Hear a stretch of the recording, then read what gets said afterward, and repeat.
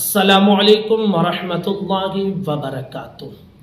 एक भाई साहब का ये सवाल आया था कि हज़रत अगर बिना सोहबत किए यानी हम बिस्तरी किए बगैर बॉडी से स्पर्म निकल जाए और कपड़े या बदन पर ना लगे तो क्या तब भी हम पर गुस्ल करना ज़रूरी होगा या नहीं होगा।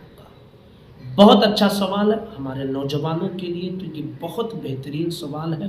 अक्सर इसके हवाले से परेशान रहते हैं, तो इस वीडियो को आप सुन लें, इत्मीनान हो जाएगा।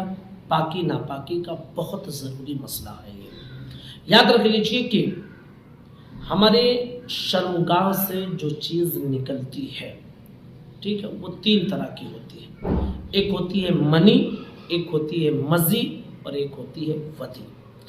मनी अगर निकलती है, ठीक है, मनी अगर निकलती है, इसकी पहचान ये है कि मनी निकलने के बाद अज़्व तनासुल में ढीलापन पैदा होगा, बॉडी आपकी सुस्त होगी। इसकी पहचान यही है। अगर मनी निकली है तो फिर ऐसी सूरत में चाहे आपके कपड़े पर बदन पर लगे या ना लगे, बहरहाल आप पर गुस्ल फ़र्ज़ है। सर के बाल से लेकर पैर के नाखून तक हर हिस्से को धोना ज़रूरी है, यानी गुस्ल करना आप पर ज़रूरी है। और अगर आपके शर्मगाह से मनी नहीं निकली बल्कि मज़ी निकली है। मज़ी किसको कहते हैं कि शहवत जब पैदा होती है तो हल्का चिपचिपा पानी शर्मगाह से निकल जाता है और इसकी वजह से शहवत में और इजाफा होता है। शहवत में कमी नहीं होती है बल्कि शहवत में और इजाफा हो जाता है।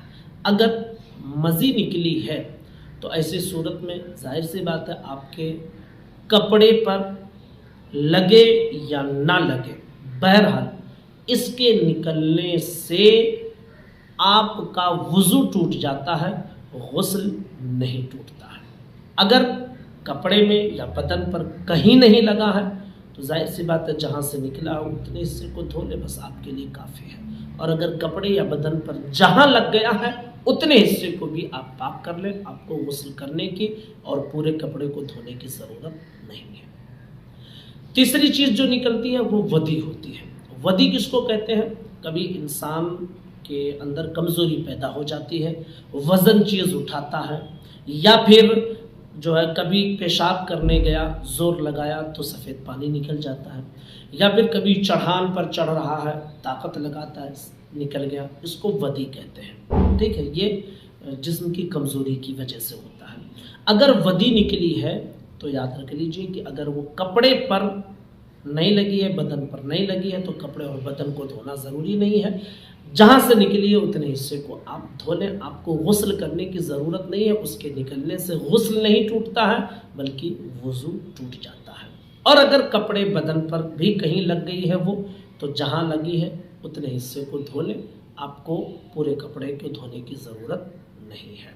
तो बिना सोहबत किए अगर आपको तीन चीज़ों के हवाले से मैंने बता दिया, या तो ये या तो ये या तो ये, अब जो भी निकले आप फैसला कर लें, उसके एतबार से आप मसले को अपने ऊपर लागू कर सकते हैं। गुजारिश है कि इस क्लिप को अपने तमाम दोस्तों साथियों तक ज़रूर पहुँचाएँ।